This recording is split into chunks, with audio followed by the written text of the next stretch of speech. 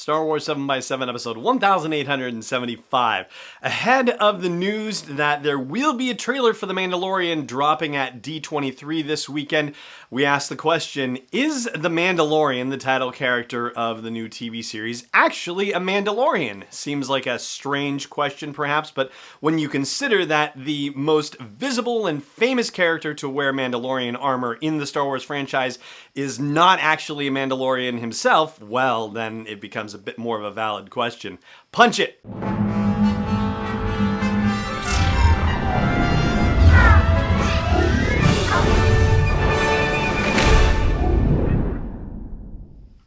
Hey Rebel Rouser, I'm Alan Voivod and this is Star Wars 7x7. Thank you so much for joining me for this episode.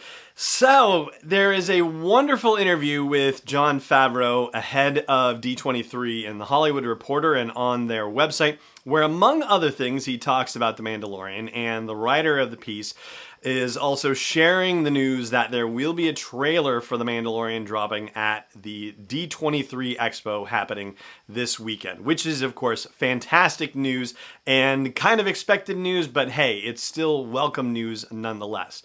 Now, there's also a note about Tatooine and the suggestion that a lot of the action takes place on Tatooine. The way the article is written, I want to say that certainly it's possible, but there's a part of me that has my doubts, because in the article, when Jon Favreau is talking about his love of Star Wars, it goes back to that wretched hive of scum and villainy, the Mos Eisley spaceport on Tatooine, and that is what really fired his imagination. And the writer of the piece also talks about how he's being ushered into a conference room with pictures of Tatooine's finest on the walls. So, yeah, maybe that's just serving as inspiration. I don't know for sure if it means that we are actually going to spend time on Tatooine in the story. I guess I wouldn't be averse to it, but I certainly hope that we get to see more planets, and I'd, like to see something a little bit different from Tatooine personally. I mean, if everything about Star Wars is trying to expand the galaxy for us these days, then why not have it on a different planet than Tatooine? Why not have it based on a different planet is what I would think, but hey, we're gonna find out soon enough. And I know I've said the writer of the piece twice now without naming him, so it's Matthew Belloni, Belloni, who did the interview and wrote up the piece for The Hollywood Reporter.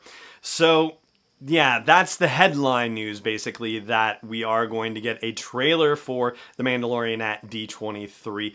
I suppose it's not new news in the sense that I think we were all expecting footage from The Mandalorian, and we knew there was going to be a panel for The Mandalorian with Favreau and Dave Filoni appearing on it, so a trailer is actually a pretty formal thing. There was just a behind-the-scenes video shown at Celebration Chicago, as well as some footage of a couple of scenes from The Mandalorian. And so after having the privilege of being able to be in the room for those, even though they weren't live streamed out to the world, unfortunately, but there are illicit videos on YouTube kicking around, people who recorded the footage there. So it's out there for you to find, but be that as it may, I will definitely let you know how much of this footage that they show at D23 is actually new footage compared to footage that they have already shown previously at Celebration Chicago. As far as the question I raised at the top of the show, though, about whether Pedro Pascal's character, the Mandalorian, is in fact a genuine Mandalorian,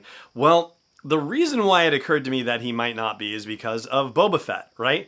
Boba Fett is not actually Mandalorian. He is a perfect clone of Jango Fett, who himself may not in fact be Mandalorian. His origins are up for debate. Jango did claim that he was born on Conquered Dawn, which would make him Mandalorian if it were true.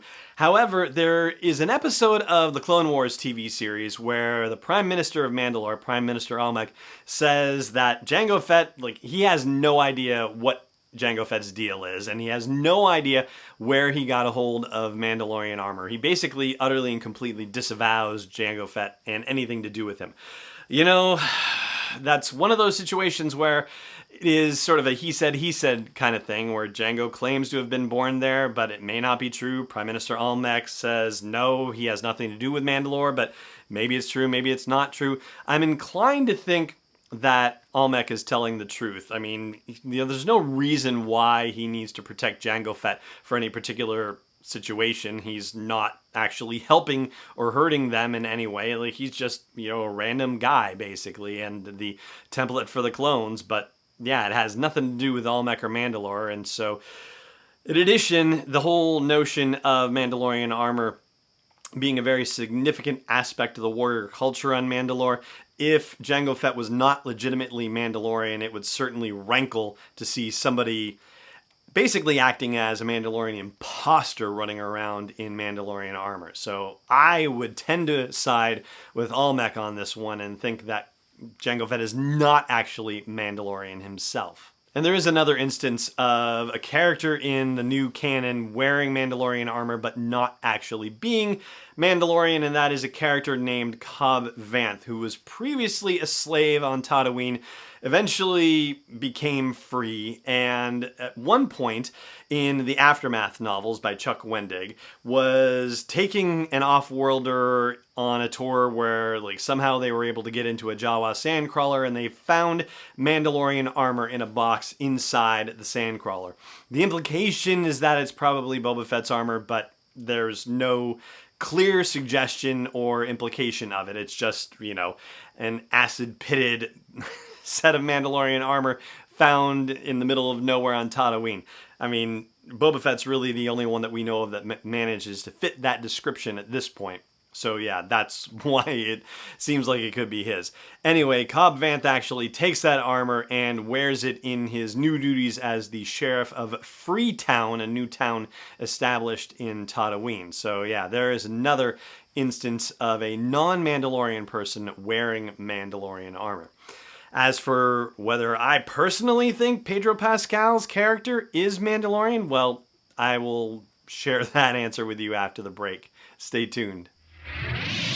This episode is brought to you by Constant Contact, the premier email marketing solution for small businesses and organizations.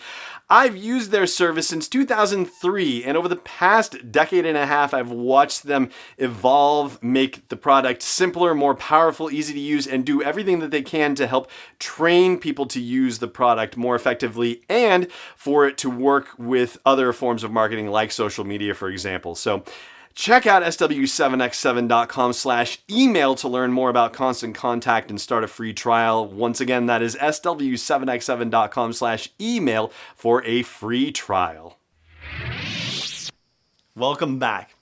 So, do I personally think that Pedro Pascal's character, the Mandalorian, is actually a Mandalorian? Well, the answer, honestly, is yes, and for a very bad reason. I mean, there's no evidence at this point one way or the other, so, this is all speculation. But I have to say, if there is a way to tell an effective story and have it be a shock that he's not actually Mandalorian, well, sure, go for it. Tell me a great story and have it work out that way. Perfect, fine. But that being said, I have a feeling that, and again, this is just not a good reason why one would make a storytelling decision, but the Star Wars invested public, I think, would not necessarily enjoy the notion of this character being presented as a Mandalorian and then suddenly turning out not to be. I don't think that would go over very well. And so, yeah, that's ultimately the reason why, and I told you it was a very bad reason, but absent any other evidence, I mean, I think that's what we're ultimately looking at. He will be a Mandalorian, and hopefully that means that we'll learn a little bit about what happens to Mandalore after the events of the original trilogy too, because that right now is a complete blank slate and would be very fascinating to find out. And that is going to do it for today's episode of the show. Thank you so much for joining me for it, as always, and may the Force be with you wherever in the world you may be. This podcast is not endorsed or sponsored yet by Lucasfilm Limited, Disney, or 20th Century Fox. It is intended for entertainment and information purposes only. Star Wars, the Star Wars logo, all names and pictures of Star Wars characters, vehicles, and any other related Star Wars items are registered trademarks and/or copyrights of Lucasfilm Limited or their respective trademark and copyright holders. May the Force be with them. All original content is copyright 2019 by Star Wars 7x7. We hope you love it.